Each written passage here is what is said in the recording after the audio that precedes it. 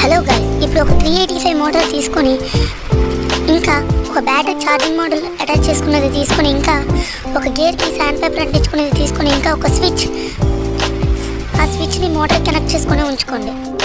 ఆ switch connect చేసుకున్న మోటార్కి ఆ బ్యాటరీ ఛార్జింగ్ మోడల్ అటాచ్ చేసుకొని ఒకసారి టెస్ట్ చేసుకొని తర్వాత అవన్నీ నీట్గా అంటించుకొని ఇందాక చూసిన గేరు దానికి పెట్టుకొని ఒకసారి టెస్ట్ చేసుకోండి. చూసారు కదా ఎంత నీట్గా వర్క్ అవుతుందో. ఇంకెందుకు లేట్, సబ్స్క్రైబ్ చేసుకోండి. ఇంకా థ్యాంక్స్ ఫర్ వాచింగ్.